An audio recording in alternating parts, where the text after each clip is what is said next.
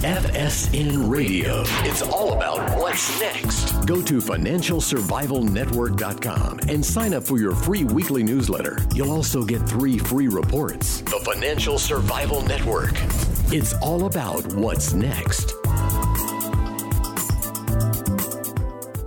Today's show is brought to you by Blue Sky Uranium Corporation. Blue Sky has first mover advantage in Argentina in the world's newest uranium and vanadium district. With an existing near-surface deposit that's open for expansion, Blue Sky also controls a massive district-scale land package with mineralization along a 145-kilometer-long trend. Blue Sky possesses tremendous exploration upside and is an excellent leveraged play on rising uranium and vanadium prices. The company is run by a best-in-class management and technical team with proven exploration and development success in Argentina. Blue Sky Uranium trades under the ticker symbol BSK on the Toronto Venture Exchange and as BKUCF on the OTC. For more information and to stay on top of the latest news, go to blueskyuranium.com. That's blueskyuranium.com. The Financial Survival Network. It's all about what's next.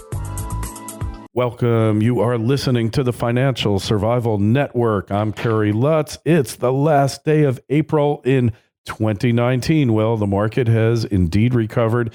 Will it keep on recovering?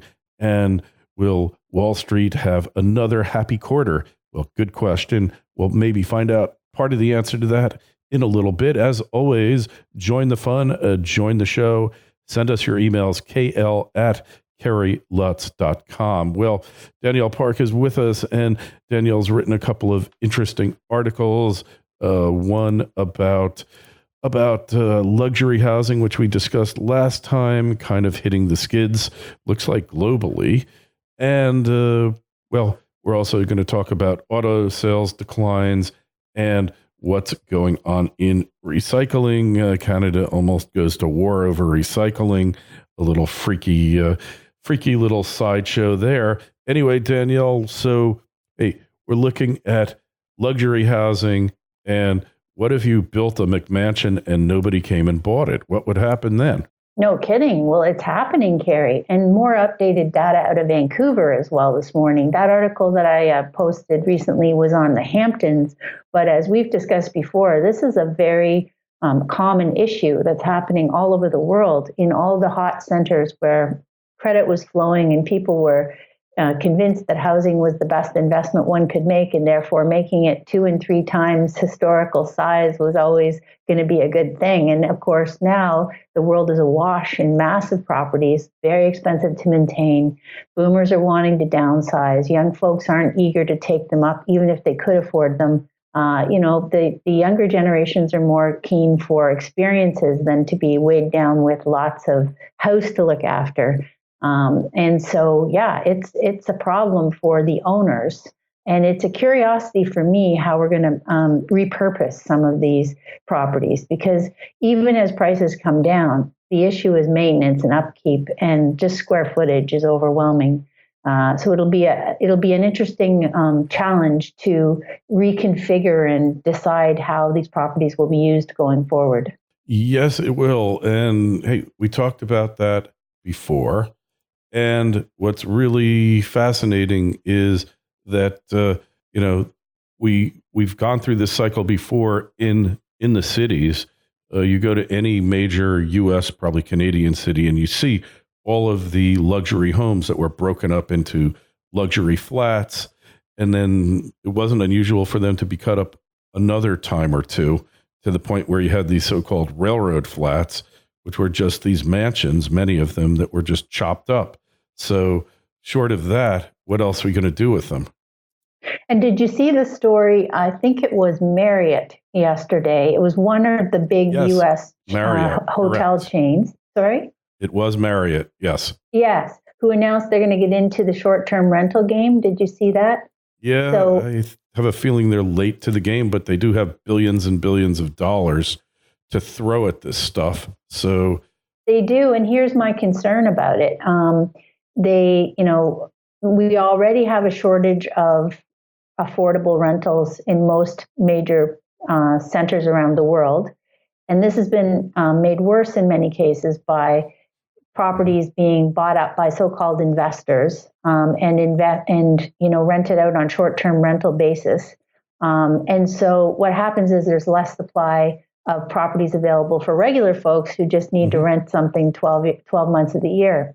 Correct. And so I thought, I've been in a lot of major cities in the world in the last even 12 months where this has been something that people are talking about, and where you can see, at night, whole sections of buildings dark because they are not fully rented, rented on a full-time basis. They're only there for people who want to, use them periodically for vacation or short term.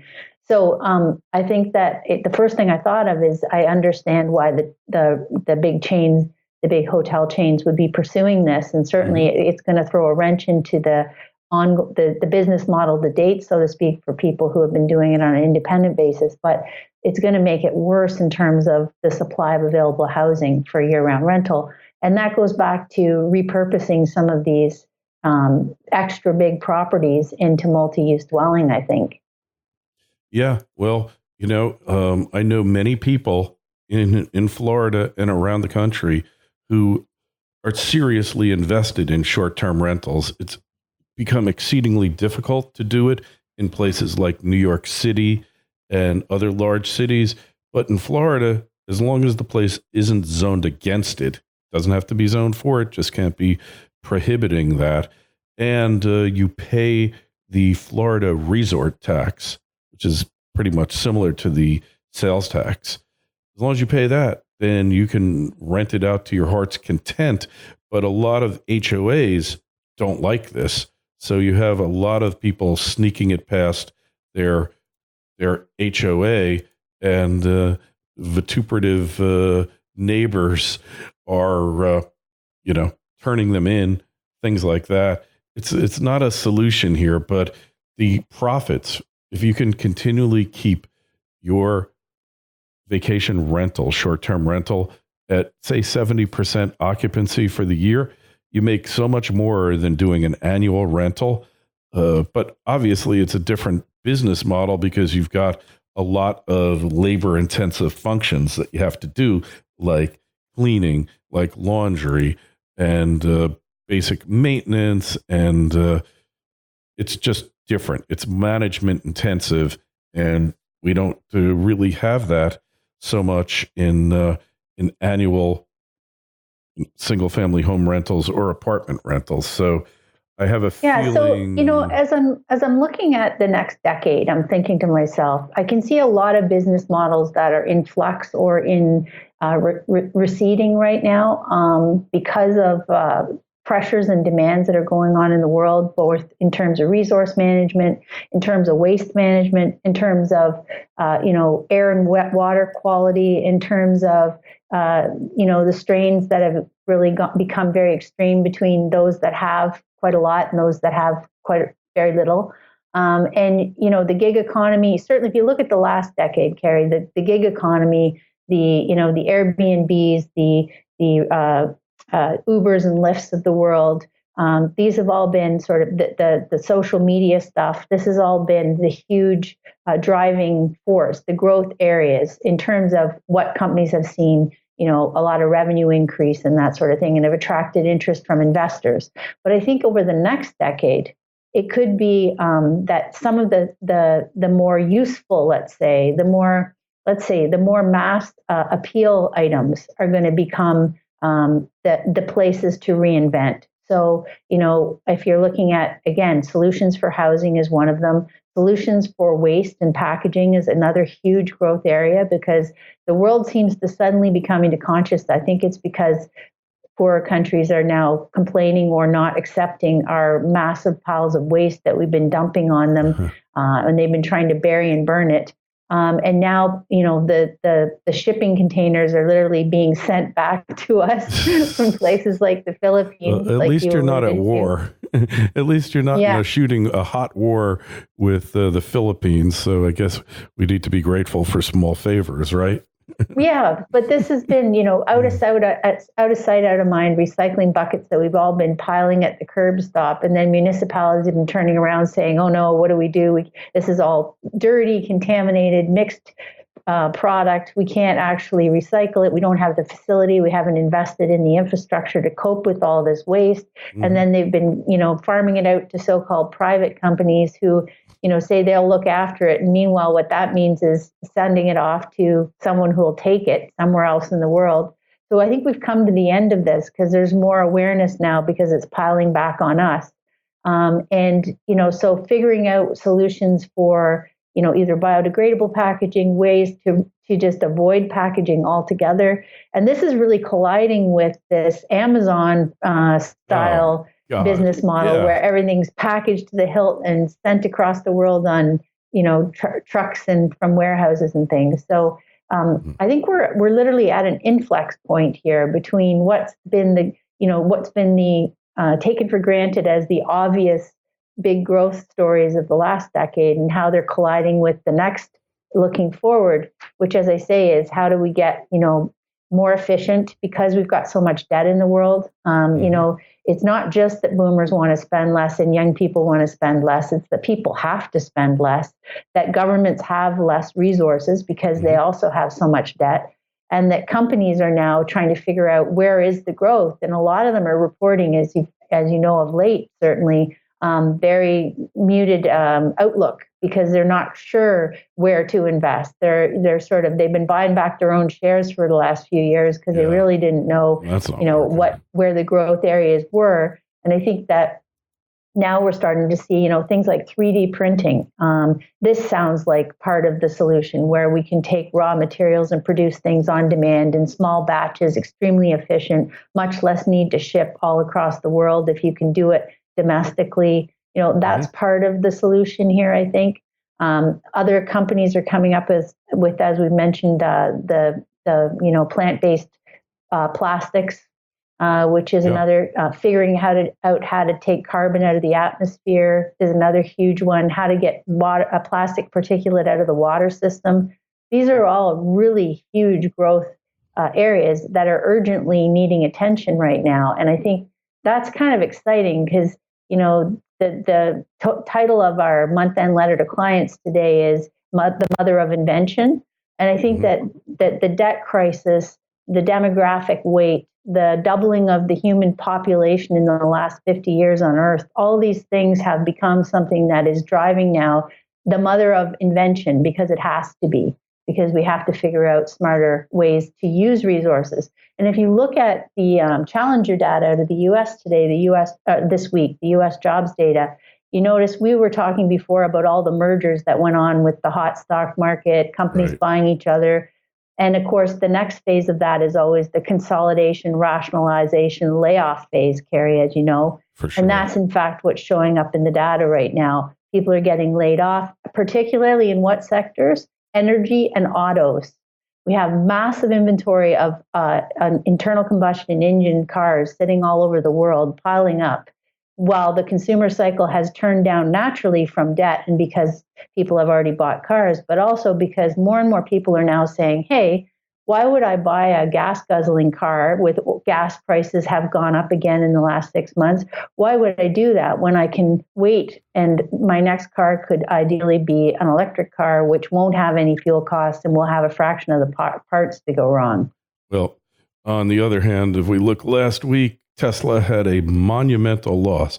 It's such a company, or Elon Musk is such a study in contrast. Same week, he announces a $700 million loss. They're down to $2.2 billion worth of cash. And they're going to be raising capital for the company. We then have the blast off of the Falcon Heavy with the 3 boosters that are jettisoned from the spacecraft in space and come back right down to the landing pad where they took off from. You know, at the same time, he's got like the same week, within 7 days, he's got like one of his biggest, I don't want to call it a setback, but honestly, it is a source, definitely definitely something to be concerned about, because if you're not making money and you're the premier electric car company, you got to wonder. And Can I just interject there though, Kerry? Sure. I think we need to remember, and I've done a lot of reading on this in the last couple of months, about the origins of car companies all over the world. This is like an airline, okay? Car companies always are a total disaster getting them off the ground. The Ikias of the world, the Hondas, the Toyotas of the world, all these companies were extraordinarily cash negative for many years and required a lot of assistance and infusions of both investment capital and support from governments to get them to be operational. And they weren't even trying to reinvent the technology, let's not forget. They were replicating, Henry Ford's model, and they were basically coming to the U.S. and studying how it was done and going home and trying to make their own versions of that old technology. And they all had extraordinary problems. And let's not forget, even the big three U.S. automakers have been bailed out how many times.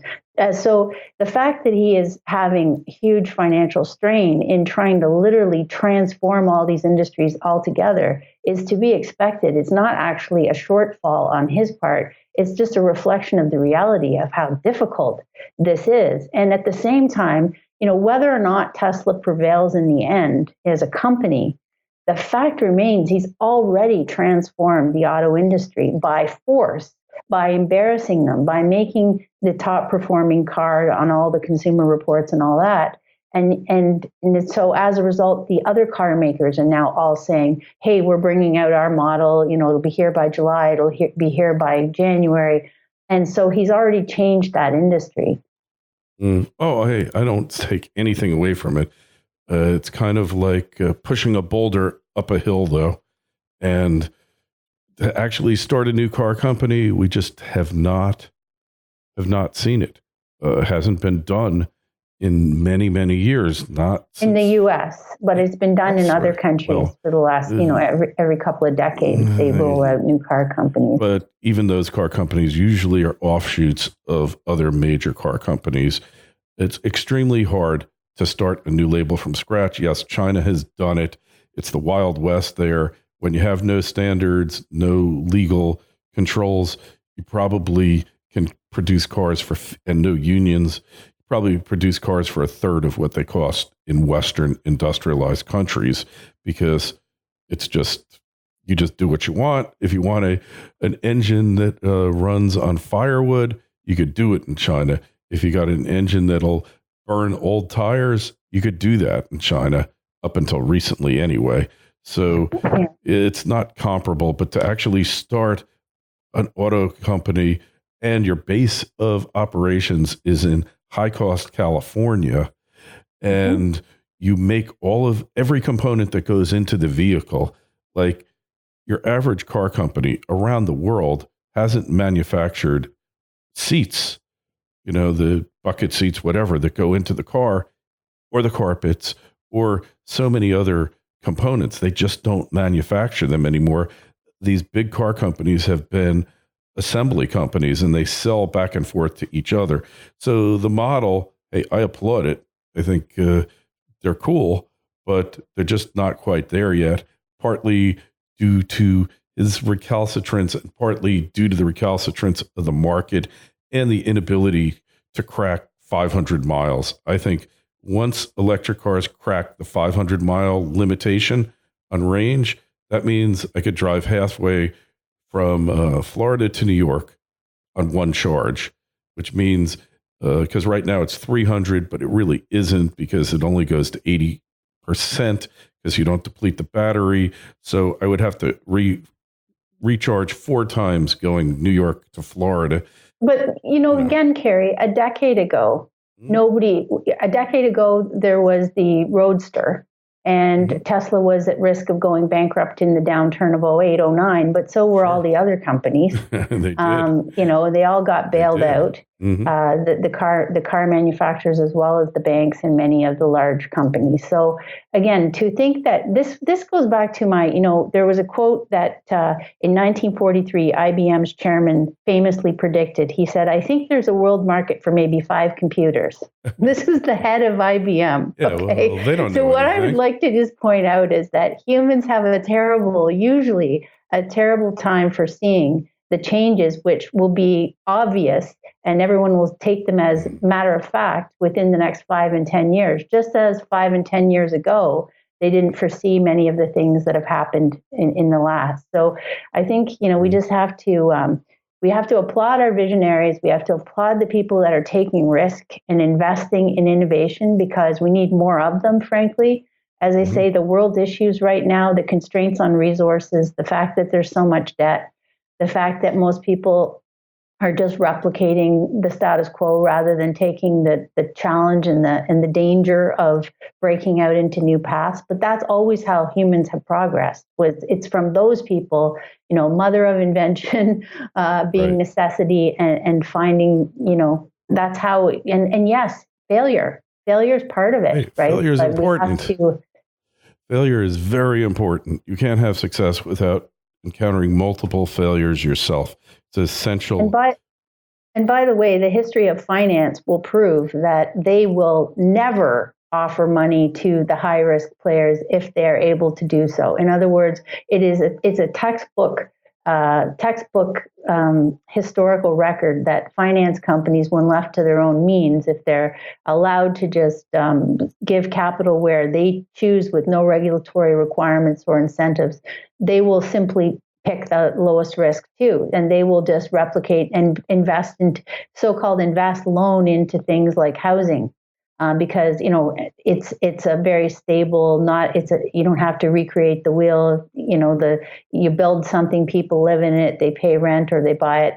So that's very common that people will, that finance will allocate resources there. But in this, new dimension, we need resources to be allocated to the higher risk areas too, where people are taking chances of reinventing so many of the technologies we've recently taken for granted. Yeah, well, I agree that a reinvention is coming in the auto industry, but I think it's not going to be 5 to 10 years. I think it's going to be 10 to 20 because, look, we've had Tesla out there, a bunch of other electric car companies making them in China. We sold over 80 million cars last year. 2 million of them were electric. That's a tiny number. Granted, major increase from the year before that and the year before that. This is going to be a longer drawn out process, I believe, Danielle, than anyone really anticipates. What I want to know is, here's my question. What are we going to do with all the ICE engines that are not going to be bought, that are sitting there idle, literally piling up on lots, storage lots? Oh, well, that's simple. That's simple. eBay.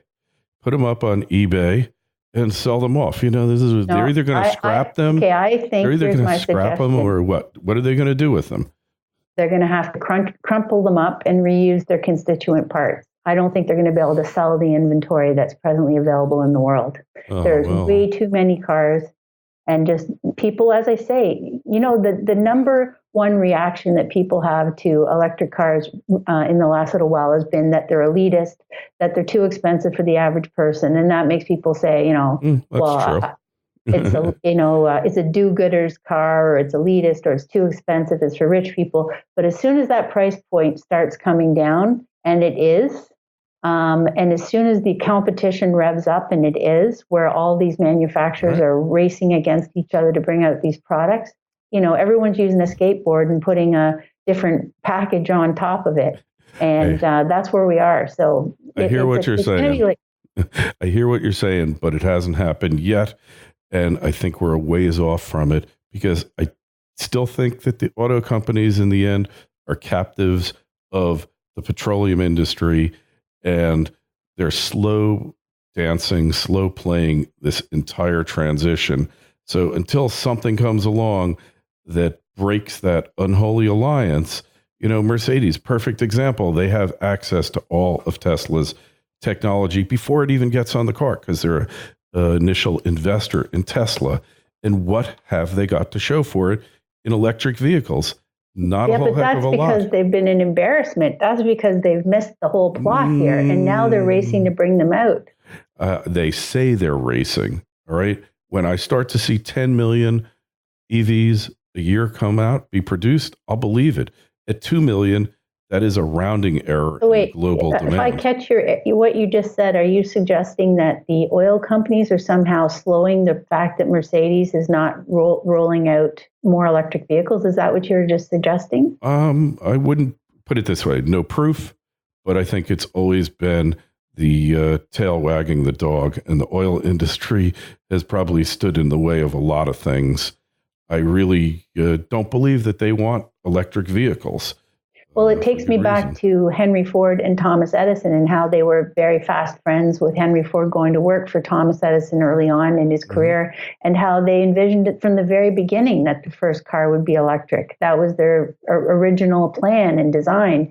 And then ultimately, the powers that be, the Standard Oils and Company, basically made it so easy for people to access oil. And you're right. And so we've been on this tangent now for over 100 years. But I do think that the pendulum is swinging, and consumer demand. I agree with you that status quo has a lot of restriction on new technology and new business models, and it tends to weigh against them. But at the end of the day, when something is so much more efficient and so much more palatable, and we do have a clean air issues all over the world, China being one of them, why are they legislating for more electric cars? Primarily because of air quality, right? So I think that there are these larger themes at play that are driving consumer demand for things, and it's going to be far bigger than any one status quo can stand in the way of. Well, from your mouth to God's ears, but experience has taught me the bitter lesson that when you go out to kill the king,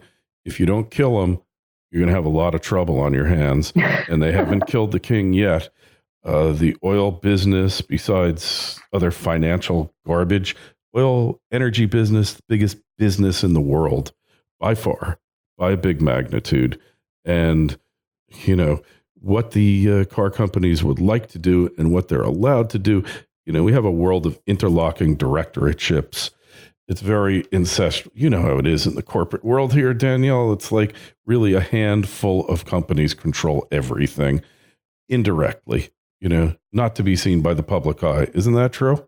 Yeah, that's true. And we do have it's time to go back into an antitrust period where a lot of the breakups are starting to happen. And I think that will be the next. My basic premise is that the financialization, the perpetuating of broken business models by giving government cash and largesse to keep these things afloat, which has been the case for many, many years now, is going to be harder and harder as financial conditions contract, and they are in the world right now. Canada's GDP report this morning, as an example, we contracted last month, and that's just kind of the norm. Yes, we've had a big resurgence in the S&P and NASDAQ on buybacks in the last 4 months, but other major indices in the world, small cap indices, all these sort of other more economically sensitive things have not rebounded to the same extent. And you've got now all the central banks in the world looking to loosen again, hoping to figure out ways to, increase monetary supply once more. I think as this continues, the cries for, stopping the status quo or breaking it up or creative destruction is going to be a major theme. And that's going to require breaking up some of these models that have been suffocating innovation and development, and figuring out ways to do more with less, repurposing things, recycling. I still remember being in Las Vegas in 2008-9 and watching them bulldoze whole rows of homes they'd built because they had built too much too fast, overinvestment, right? So I think they're going to certainly do that with ICE engine cars, where they'll be reclaimed and recycled for the constituents, made back into other things. Well, we will see. This thing is a process. I agree that it's moving forward, but it's not rapidly moving forward. It's how long has Tesla been around? But anyways, the market is going to prove us right or wrong one way or the other. And I'm interested to see how it transpires. and we have transpired out of time, but we'll talk to you in a couple weeks. Make sure you check out Danielle's site, jugglingdynamite.com. Must reading, original, insightful content that you're not going to find elsewhere. It may, if nothing else, it's going to make you think. It's thought-provoking, giving you another aspect to the prevailing wisdom or lack thereof. And hey, check out our site, financialsurvivalnetwork.com. Sign up for a newsletter. Danielle, we'll catch up with you in a couple weeks. Okay, thanks, Gary. FSN Radio. It's all about what's next. Go to financialsurvivalnetwork.com and sign up for your free weekly newsletter. You'll also get 3 free reports. The Financial Survival Network. It's all about what's next.